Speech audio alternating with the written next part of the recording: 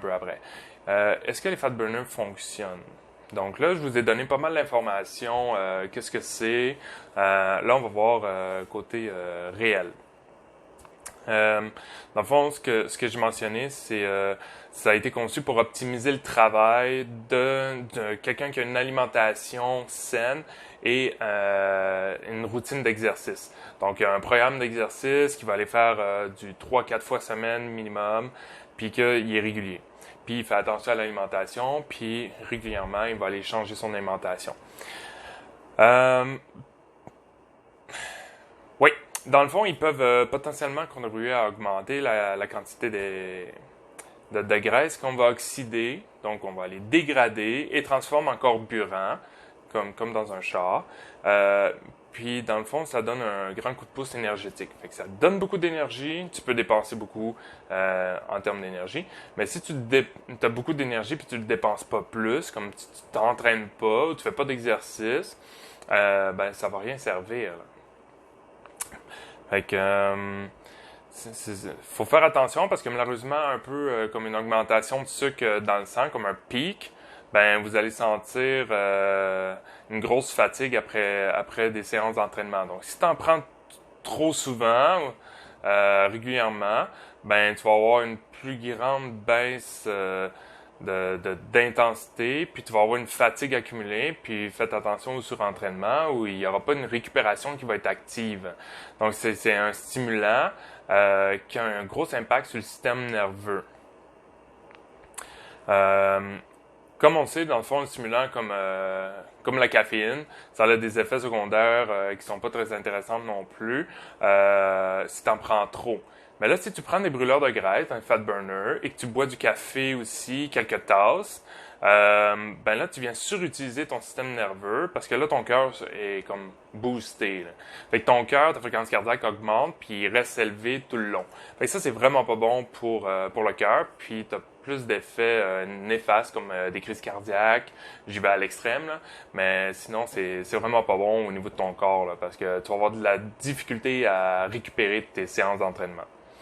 Point numéro 4, les fat burners naturels. Fait que là, je vais regarder un peu plus mes notes. Mais c'est fait pour aider pour le parcours pour une perte de poids. Puis pour ceux qui restent loin des produits en supplément comme les fat burners. Fait dans le fond, faut juste l'ajouter graduellement à l'alimentation de façon intelligente. Fait que j'en ai 4. Dans le fond, le gingembre, qui est le premier, qui aide à faciliter la digestion. Le gingembre a des effets thermogéniques, donc ça augmente la température interne du corps qui oblige à utiliser plus d'énergie.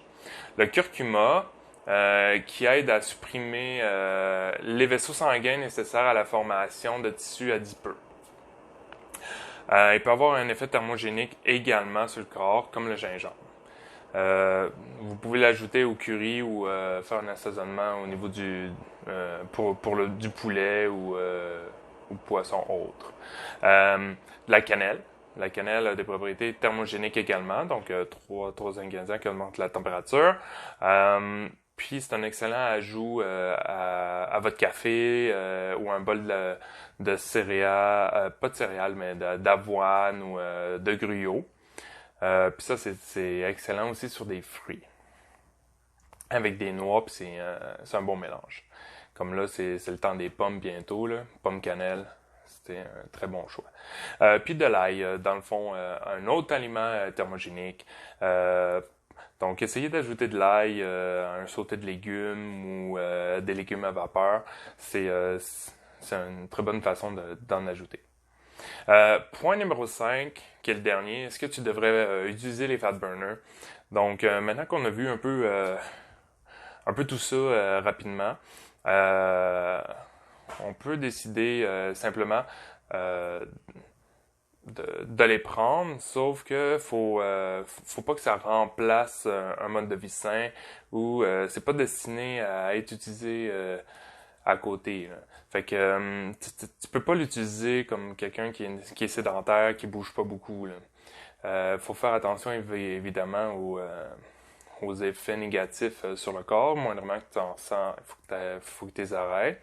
Puis tu peux pas en prendre longtemps. Donc, c'est pas une surprise pour personne, dans le fond, que c'est pas nécessaire à la perte de poids. Juste une alimentation qui est équilibrée, qu'on fait un plan alimentaire avec des exercices réguliers, un programme d'entraînement qui est modifié à chaque mois, par exemple, pour quelqu'un qui s'entraîne 2 à 4 fois par semaine, ou qui est changé plus souvent. C'est une option de perte de poids, dans le fond, là.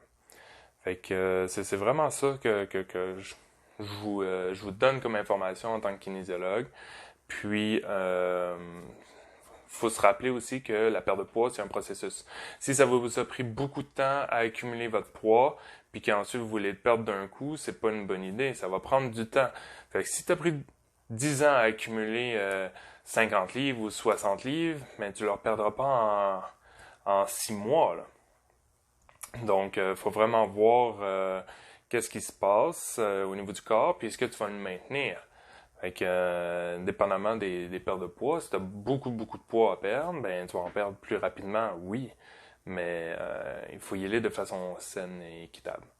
Donc, sur ça, je suis sûr que vous allez y arriver. Ou posez-moi des questions, parce que c'est souvent des questions qui sont très intéressantes à répondre pour tout le monde. Puis, n'oubliez pas de liker la vidéo si vous avez aimé ça, de la commenter.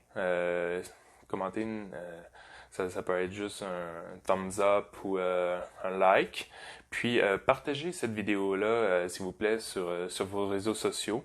Puis, ça va m'aider, moi, à promouvoir mes services. Puis en même temps, si d'autres personnes ont des questions sur ça, puis qui en prennent, puis qui l'utilisent mal, ben ça va les aider, eux, pour leur santé.